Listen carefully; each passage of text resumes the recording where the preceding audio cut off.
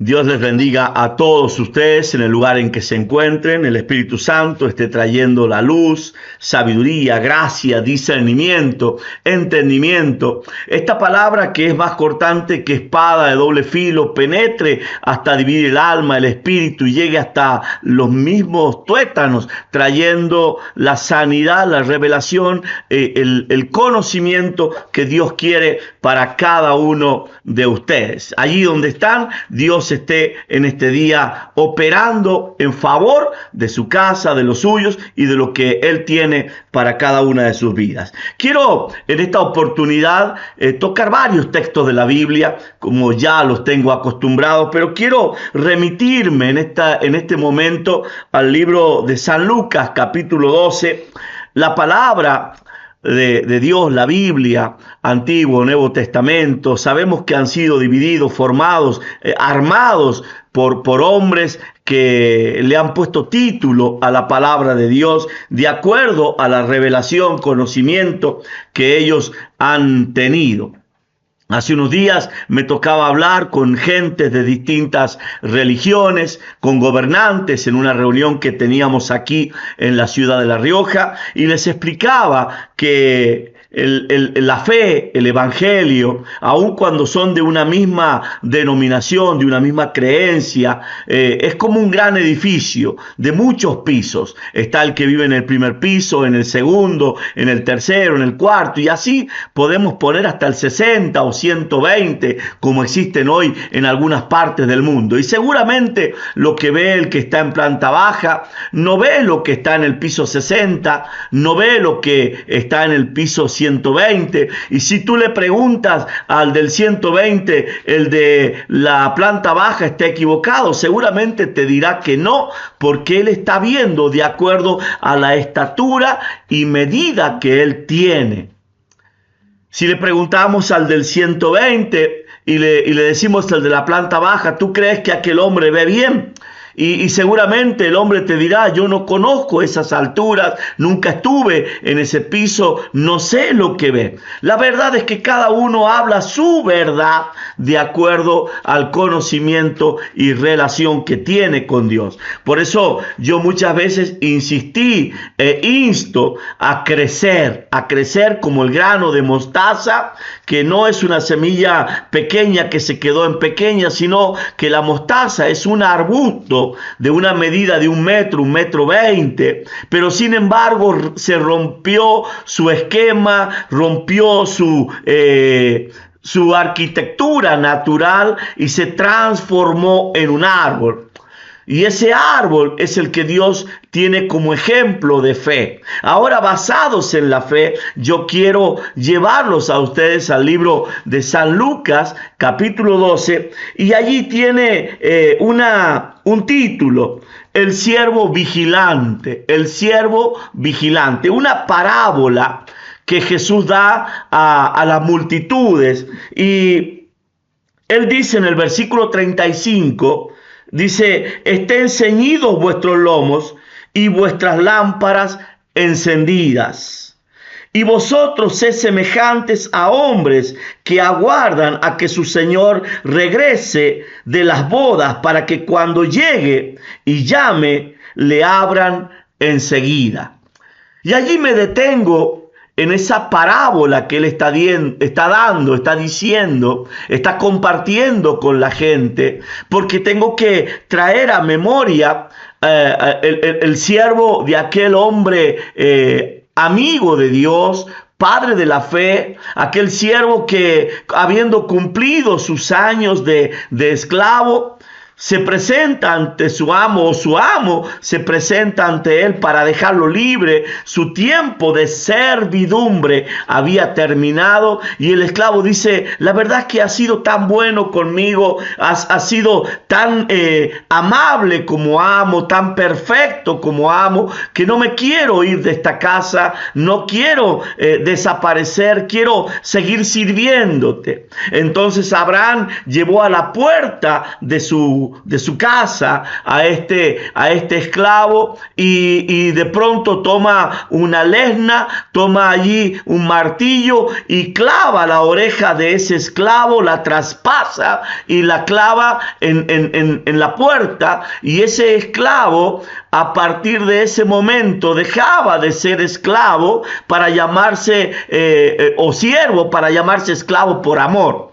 El esclavo por amor era alguien que permanecía porque sí, porque amaba, y su trato con el amo era diferente. Y de hecho, el esclavo por amor es aquel que luego tiene la obligación de tomar 10 camellos, de meterse en el cuarto de Sara, de agarrar esas joyas, los vestidos, cargarlos en los camellos, irse lejos.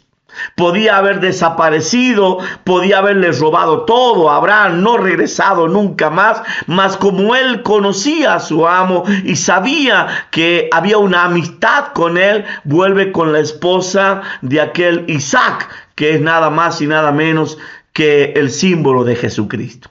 Y de esto estoy hablando, de buenos siervos. Estoy hablando de personas entendidas en los tiempos, como los hijos de Isaacar. Hablo de personas que están continuamente velando, clamando, sabiendo que su Señor viene en cualquier momento. Y no hablo solamente de la segunda venida, sino también hablo de este tiempo de la visitación del reino de los cielos. Aunque la palabra nos enseña que donde quiera que vayamos debemos declarar el reino de los cielos se ha acercado y nos convierte a nosotros siervos, embajadores de Jesucristo. Y el embajador donde quiera que va al reino porque él es la embajada. Y la gente empieza a transformar las leyes que se manifiestan en el lugar para que las leyes del reino de los cielos se hagan efectivas en el lugar donde están. Ahora, llega un momento en el versículo 41 en que Simón Pedro, ese hombre que habiendo conocido a Jesús en lo que usted y yo conocemos como Sermón del Monte, allí en San Mateo capítulo 5, donde se revela toda la palabra que Jesús viene a dar como estatuto del reino de los cielos. Yo cuando enseño acerca del Sermón del Monte digo estatutos, porque él cambia las leyes. Oíste que fue dicho, mas yo os digo, y empieza de pronto a cambiar los engranajes que la iglesia tradicional, la iglesia de los fariseos, la iglesia de los saduceos traía. Él empieza a dar vuelta las leyes. De pronto el día de reposo ya no es tan respetado por él, porque él saca a sus discípulos y empieza a comer espigas que eran dadas a los pobres, a los menesterosos, que eran dados al pueblo, porque el hombre que sembraba debía dejar 7 hileras, 7 melgas, para que la gente necesitada tomara de ellas.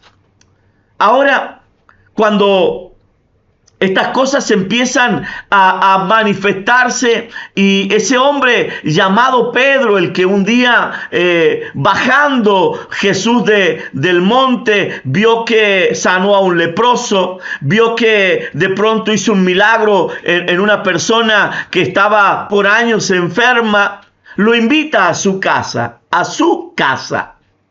Y allí en la casa, la suegra de Simón recibe un milagro, la fiebre le deja e inmediatamente empieza a servirle.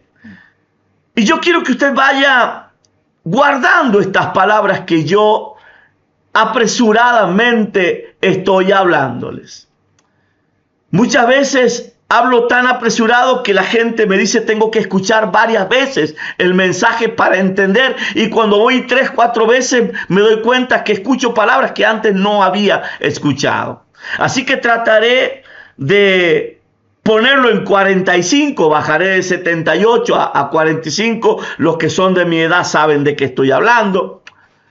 Y vamos a ir a este modo más lento.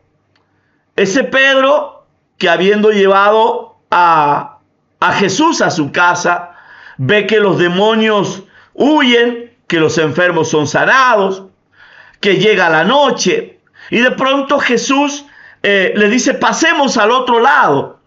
Los anima a ir a una estatura mayor, donde llegarían a un cementerio, liberarían a un hombre endemoniado, el endemoniado gadareno, y regresarían al otro día triunfantes, caminando sobre las aguas. La verdad es que ahora Pedro le pregunta en el versículo 41 y le dice, entonces Pedro le dijo, Señor, ¿dices esta parábola a nosotros o también a todos? Esta palabra que tú estás hablando de ser un siervo vigilante es para nosotros los que te seguimos, los 12, los discípulos, aquellos a los que llamaste apóstoles, profetas, evangelistas, pastores, maestros, o es para el común de la gente. Y el Señor dice, ¿quién es el mayor? ¿Quién es el mayordomo fiel y prudente al cual su Señor pondrá sobre su casa, para que a tiempo les dé su ración? Bienaventurado aquel siervo al cual cuando su Señor venga le halle haciendo así. En verdad os digo que le pondrá sobre todos sus bienes. Me gusta cuando la parábola se transforma en una enseñanza clara para aquellos que viendo no ven, oyendo no oyen, no entienden ni se salvan. Ese es el propósito de las parábolas. Ahora, Pedro dice, yo no quiero caer en la parábola. ¿Y esta parábola es para nosotros o es para toda la gente? Y Jesús le dice, en la medida y crecimiento que este Simón tiene, recuerde, yo les decía siempre, nuestra obligación es crecer. Así como crecía Samuel para ese manto que mamá traería el año entrante, así también nosotros debemos crecer para que todo lo que Dios quiere poner sobre nosotros no tenga impedimento en desarrollárnoslo. Jesús dice, muchas cosas más tengo todavía para decirles, o para deciros, como dice algunos textos de la Biblia, pero todavía no están preparados para recibirla. Me gusta y lo he compartido en muchas oportunidades y aún en las oraciones que hago con mi esposa o con mis hijos. Quiero esas cosas que ojo no vio, que todavía 2000 años después no se manifestaron, cosas que, oído no oyó y que no ha subido a corazón de hombre, aun cuando han pasado 2000 años de la muerte y resurrección de nuestro Señor y Salvador.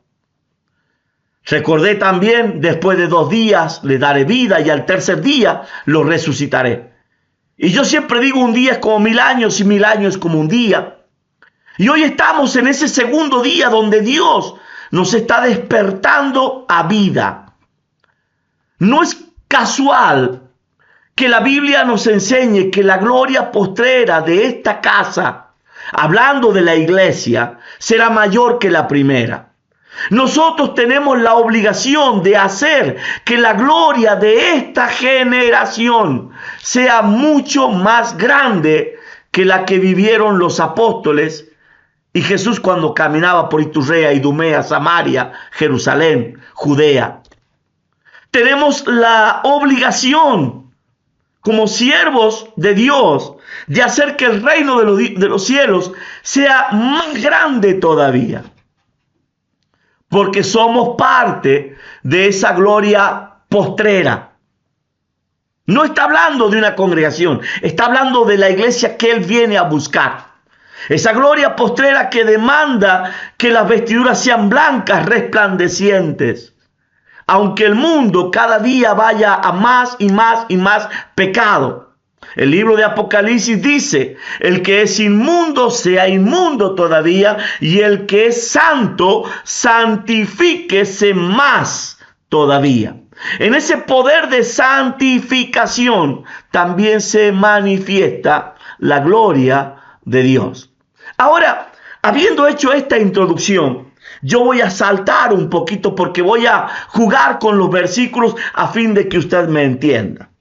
En el versículo 49, otra vez títulos colocados por los hombres, pero la enseñanza es la misma. Dice la Biblia, fuego vine a echar en la tierra. Fuego vine a echar en la tierra. ¿Y qué quiero? Si ya se ha encendido. De un bautismo tengo que ser bautizado, y cómo me angustio hasta que se cumpla. Versículo 51. ¿Pensáis que he venido para dar paz en la tierra? Y yo os digo, no, sino disensión.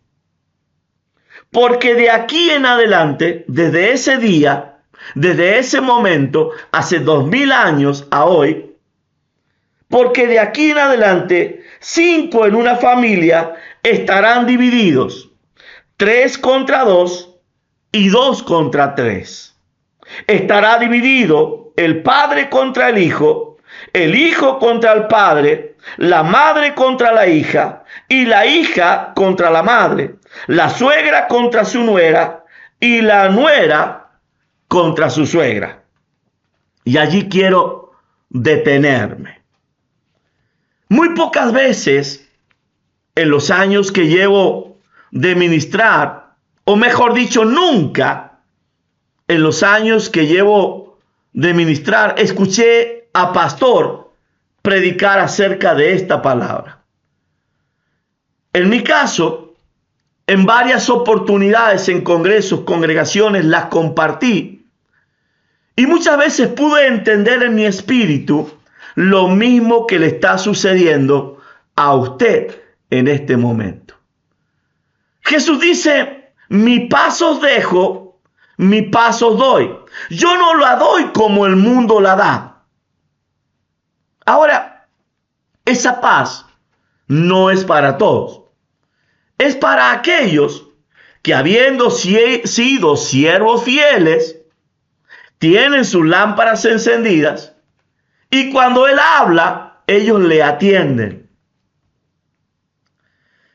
Hace unas semanas atrás, hace un tiempo atrás, yo les predicaba que Dios tuvo un siervo con el cual se colocó un babero y Dios decía, ¿no has visto a mi siervo Job, que no hay otro como él en toda la tierra? Ese siervo, por ser siervo y ser buen siervo, no sabía lo que su señor iba a hacer. Perdió su casa, perdió sus hijos, le quedó su esposa que era más bien de tropiezo que de bendición. En un momento ella le dice, maldice a tu Dios y muérete. Pasaron muchos capítulos, días, aunque algunos historiadores dicen que esto se desarrolla en 9 meses. La verdad es que hasta que Job entendió que de oídas había oído, mas ahora los ojos de él lo veían, el momento en que él se transformó de siervo a amigo de Dios, tuvo que padecer todas esas cosas. Jesús lo dice allá en el libro de San Juan, capítulo 16. Ya no los llamaré más siervos, sino amigos, porque los siervos no saben lo que hace su Señor. Los amigos sí saben, porque entran y salen, y sea que entren o salgan de la casa, tendrán abundancia. Ahora, esta palabra es para siervos. Y cuando yo digo esta palabra es para siervos, cuanto más fuerte, más estrecha, más demanda tendrá si eres amigo de Jesucristo. Recuerden que el amigo da la vida por los amigos. Y hay amigos que son más unidos que un hermano.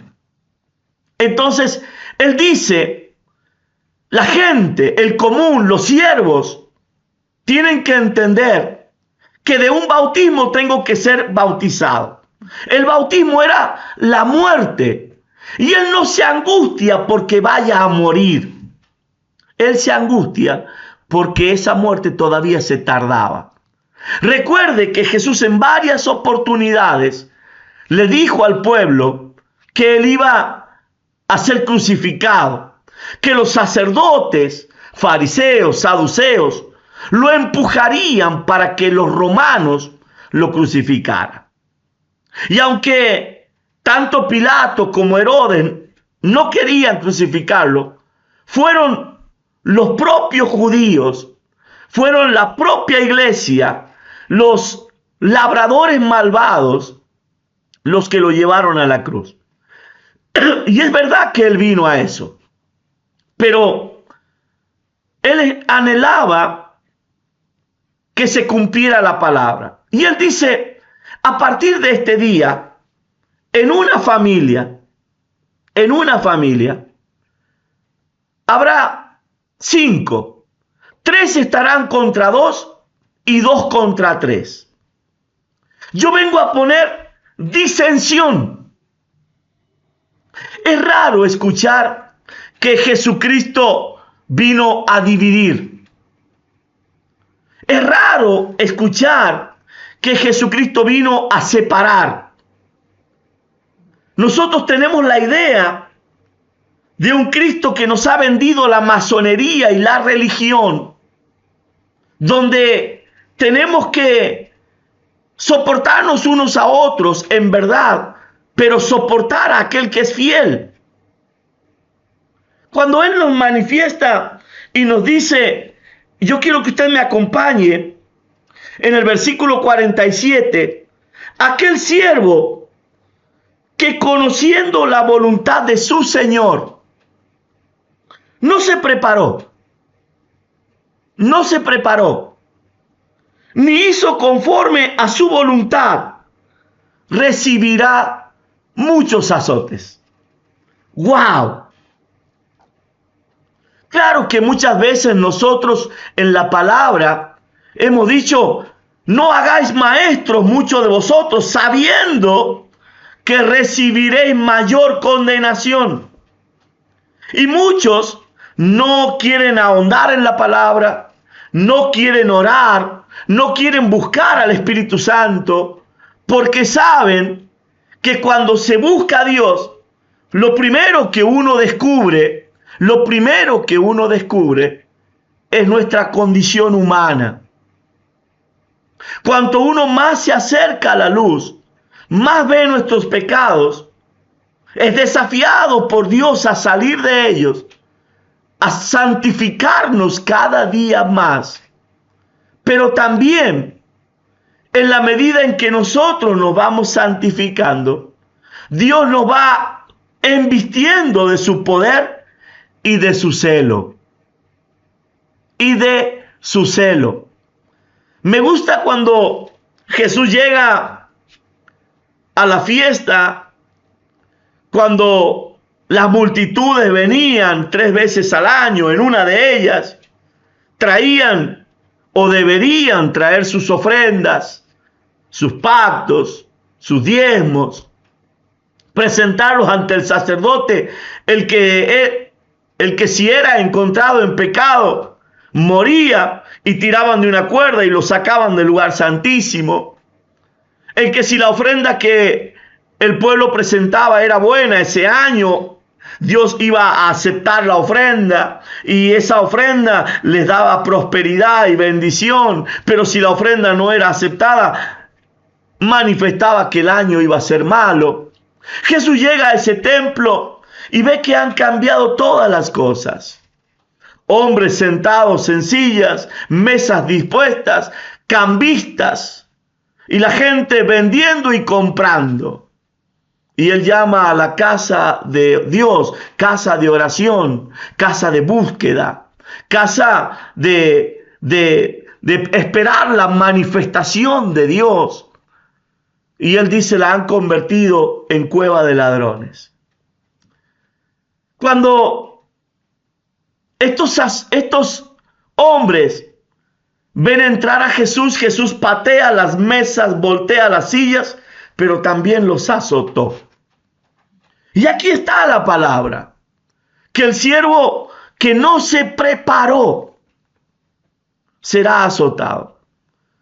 Yo recuerdo en mis primeros años, cuando mi pastor daba palabras, recuerdo que antes de congregarme, porque yo tenía cáncer, diezmé durante 8 meses sin congregarme. Y un día le dije al pastor, estoy leyendo la Biblia, y el día que yo vea que usted predica algo que no vive, se lo voy a decir. Y parecía una amenaza. Luego asistí a la iglesia, Dios quitó mi cáncer, me sanó. Empecé a crecer en la iglesia y empecé a tomar cada una de las palabras de ese pastor como verdades absolutas. Recuerdo que un día, orando, Dios me muestra una palabra y voy a consultarla con el pastor. Y resulta que ese pastor había predicado diferente a lo que yo entendía. El pastor me reprimió, me sentó por varios meses en una silla. Recuerdo que en una noche orando dije, Dios, no quiero leer más la Biblia, simplemente voy a ir al culto, voy a dejar mi Biblia en una silla. Y cuando el pastor la abra, la abriré donde él está y tomaré las cosas que el pastor dice como verdades absolutas. Y el Espíritu Santo me dijo estas palabras. ¿Acaso tu pastor es más grande que yo? ¿A quién has de obedecer? ¿A Dios o a los hombres? Y empecé a entender que Dios empieza a hacer crecer en el Espíritu a los que en verdad quieren madurar en su espíritu. De pronto, si usted quiere un ejemplo bíblico, ahí tenemos a Bernabé, que va a orar por un tal Saulo de Tarso que está ciego. Los ojos de Saulo son abiertos. Y aunque el mayor era Bernabé, porque Bernabé oraba por Saulo, yo veo en los años posteriores que la Biblia sigue siendo escrita por Pablo y no por Bernabé. ¿Qué quiero decir con esto? Que tú puedes ser mayor que tu pastor. Cuando le hables, háblale como hijo a padre, porque eso es lo que la Biblia te dice que tienes que hacer. Pero hay algo que no debes dejar de hacer, y es crecer. La Biblia dice que el siervo que no se prepara, tú debes prepararte como padre de familia para ser padre. Cuando hablo con mi esposa y con mis hijos, yo aprendí a ser padre con ella y con mis hijos. Nadie me enseñó a ser padre y cometí muchos errores como padre.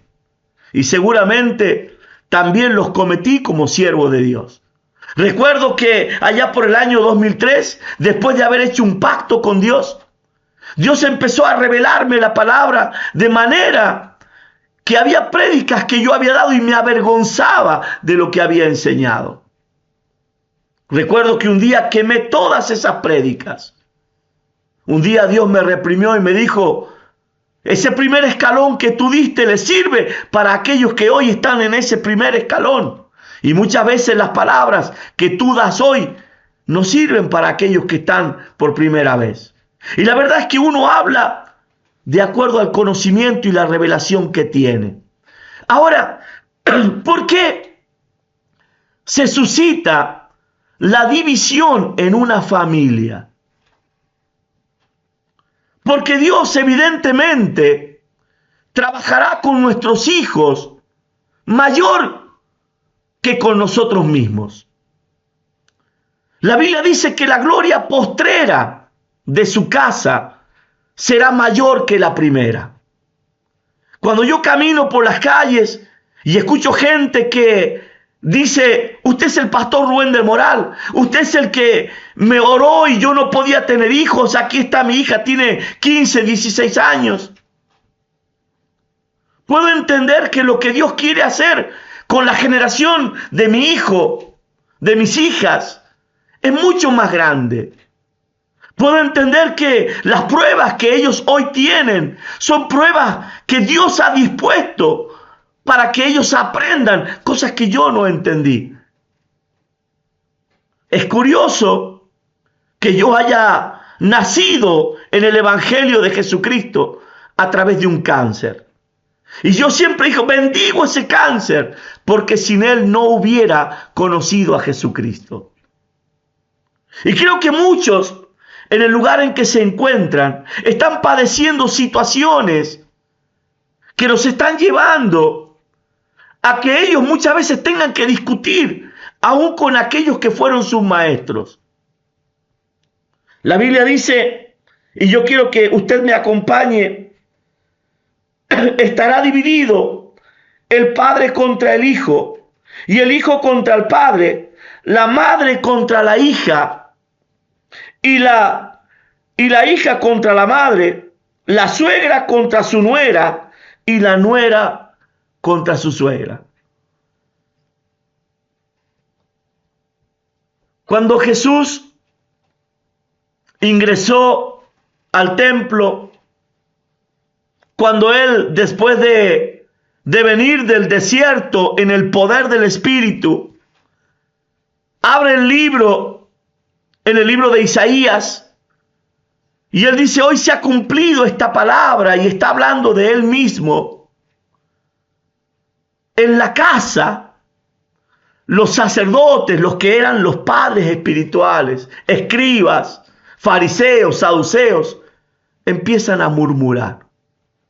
Y ahí empieza la división, la disensión. Cuando Jesús empieza a levantar a su pueblo, a su iglesia, no los busca del medio de la congregación. Es curioso, porque él podía haber levantado al hijo del sumo sacerdote. Él podía haber levantado al sumo sacerdote, que supuestamente él era el entendido de los tiempos. Él era el hombre de Dios, el que pasaba por debajo del velo, estaba en el lugar santísimo. ¿Quién mejor que él? Pero volvamos un poquito más atrás.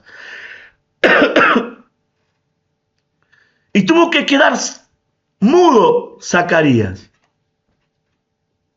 Y tuvo que tomar a esa criatura que nació y enviarla al desierto. Y allí Juan el Bautista, entre langostas y miel, recibió lo que el sumo sacerdote no recibió, lo que el escriba no recibió, lo que los grandes ungidos, vestidos de vestiduras blancas y que se hacían respetar en medio de toda la congregación, no recibieron. Y de pronto ese Juan el Bautista, estando en la cárcel, Jesús dice de él, de los nacidos de mujer, el más grande de todos es Juan el Bautista. Pero luego me da una esperanza y me dice así, pero de cierto digo que en el reino de los cielos es el más pequeño de todos. ¡Wow! Porque Juan el Bautista es el más grande nacido de mujer y en el reino de los cielos es el más pequeño de todos.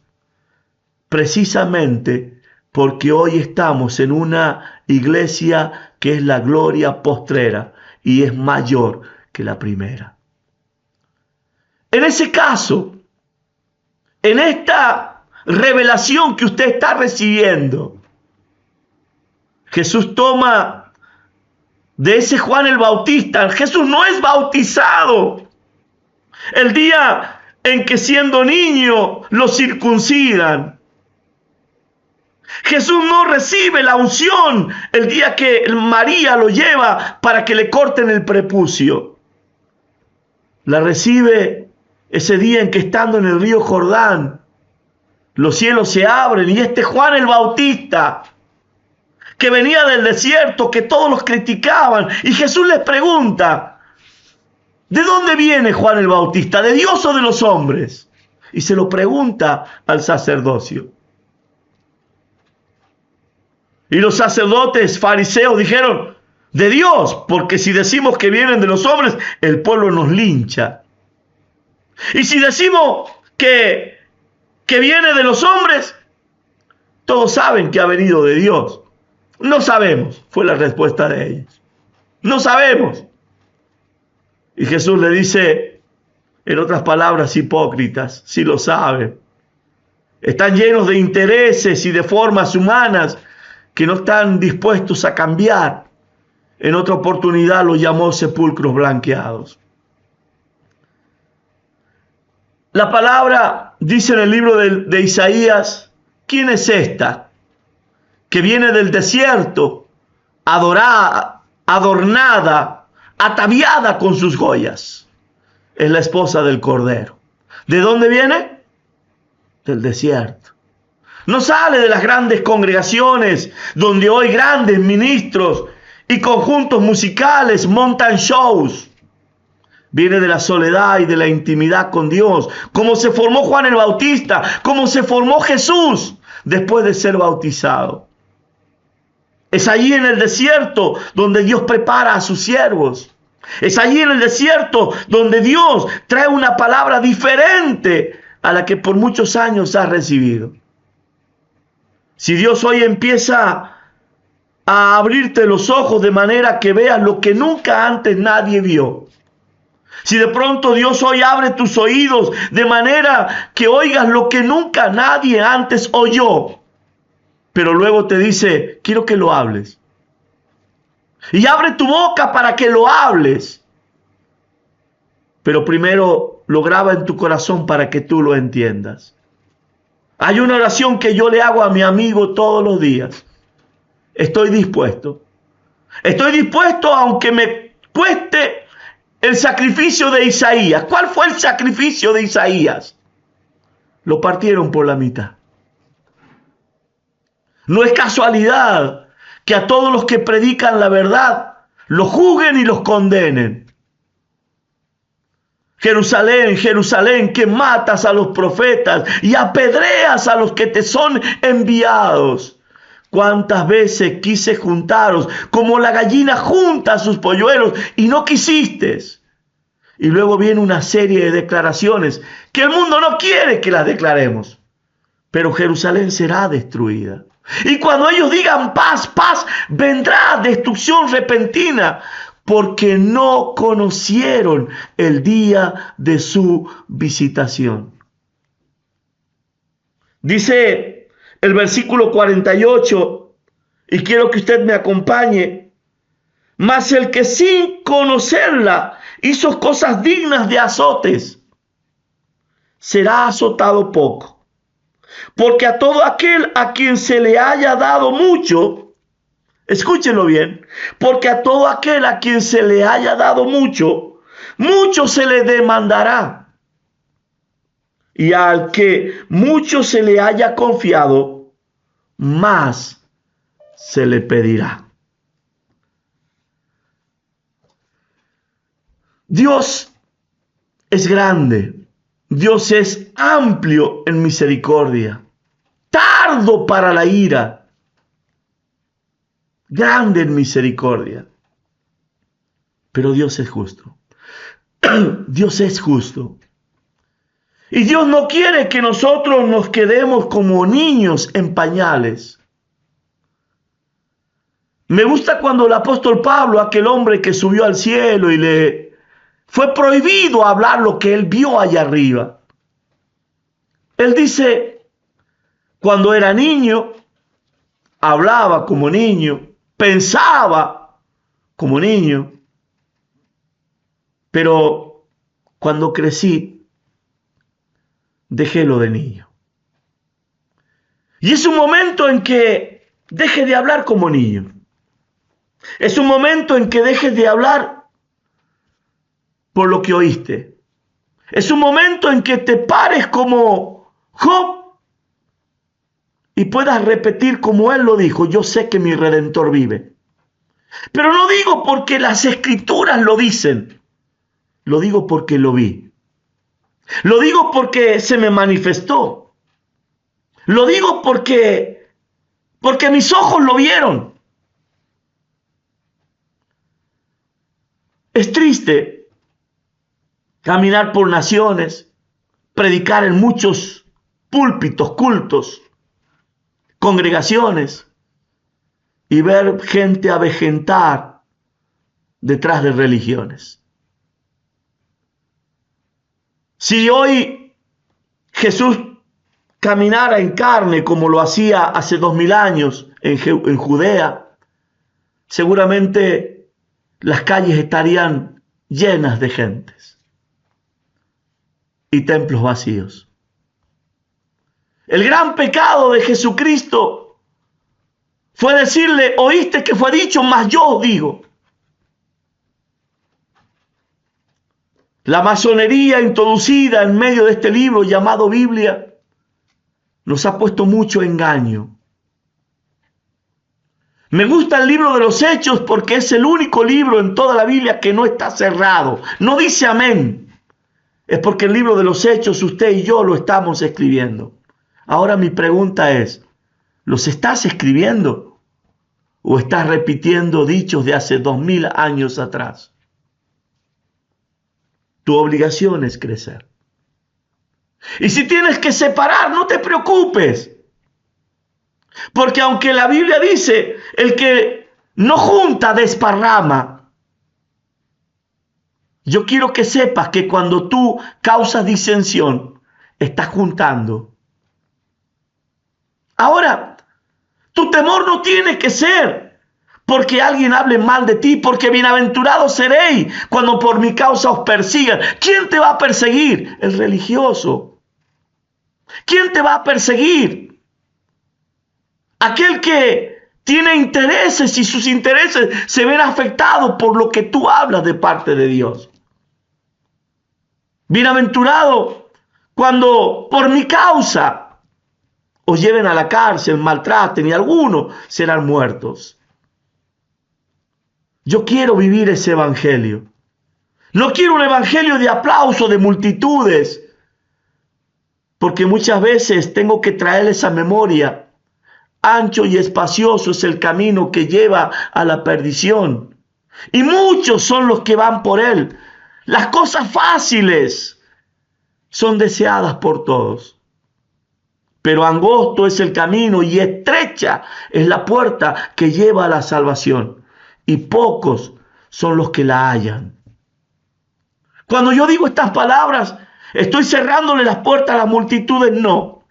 Estoy abriéndole la puerta a los celosos, a aquellos que quieren llevar una carga 2 millas, no una, a aquellos que están dispuestos a no dar la capa solamente, sino también la túnica, a aquellos que están dispuestos a poner la otra mejilla cuando les pegan, porque ese es el evangelio del reino de los cielos.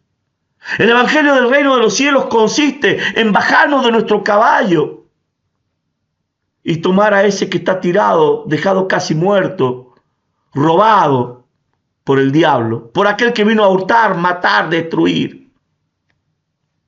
Y sobre todas las cosas, llevarlo al mesón y decirle al mesonero: